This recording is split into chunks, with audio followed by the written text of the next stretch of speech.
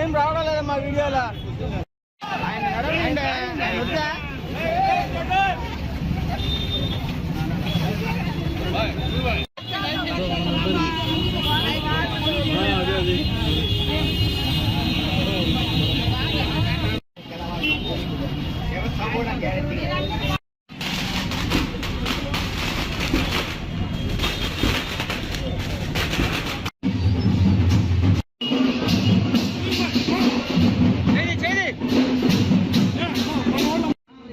ఈరోజు మన నెల్లూరు వైఎస్ఆర్సీపీ క్యాండిడేట్గా మన ప్రియతమ ముఖ్యమంత్రి వర్యులు జగన్మోహన్ రెడ్డి గారు నాకు ఒక అవకాశం ఇచ్చారు. నెల్లూరు ప్రజలకు సేవ చేసుకునే అవకాశం నన్ను కల్పించారు. నేను ప్రతి ఒక్క రోజు గడప గడప తిరుగుతున్నాను. ఈరోజు 50 డివిజన్లో తిరుగుతున్నాను గడప గడప. ఇక్కడ ప్రతి ఒక్కరూ ఆశీర్వదిస్తున్నారు. ఎందుకంటే జగనన్న చేసిన పథకాలు ప్రతి ఒక్క ఇంట్లో ఏదో ఒక లబ్ధి చేకూరుతుంది. ప్రతి ఒక్కరు ఆశీర్వదిస్తున్నారు. చేసిన పథకాలు అభివృద్ధి ఎక్కడ అవసరం ఉన్నా అక్కడ రోడ్లు వేసుకుంటూ రైళ్లు కట్టుకుంటూ ముందుకు పోతున్నాం.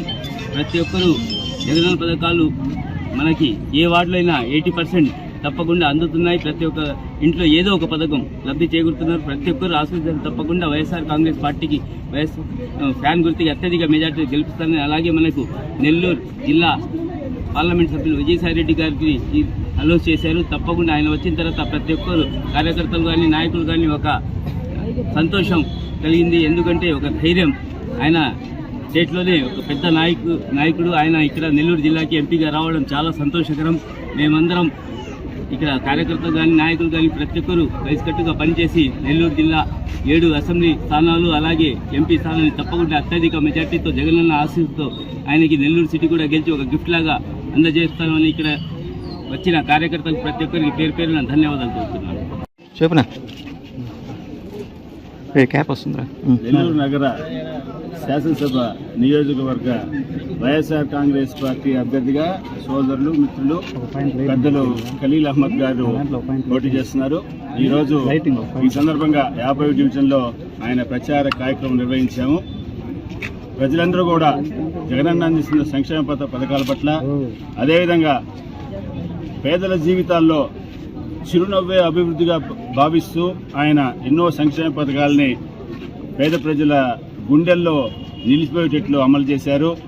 మరి ఈరోజు దాని ఫలాలని ప్రజల్లో తిరుగుతున్నప్పుడు ఖలీల్ బాయ్ని 50 డివిజన్లో ప్రజలందరూ కూడా అపూర్వ స్వాగతం పలికి ఆయనని పార్లమెంట్ నియోజకవర్గ అభ్యర్థి సాక్షాత్తు సాయిరెడ్డి గారంటే సాక్షాత్తు జగన్మోహన్ రెడ్డి గారు పోటీ చేస్తున్నట్టు ఇక్కడ మరి ఆయన్ని అత్యంత ఆదరాభిమానాలతోటి స్వాగతించి వారిని అఖండ మెజారిటీతో గెలిపించేటట్లు ఆశీర్వదించాలని సవినీయంగా తెలియజేసుకుంటూ, మరి ఈరోజు ఈ రాష్ట్రంలో సామాజిక న్యాయం అనేది వైఎస్ఆర్ కాంగ్రెస్ పార్టీలో జరుగుతుంది.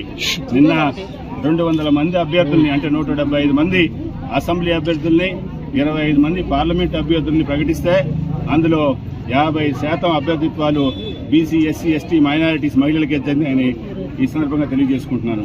అదేవిధంగా మైనారిటీస్కి 7 సీట్లు కేటాయించారు, మహిళలకు 24 సీట్లు కేటాయించడం జరిగింది.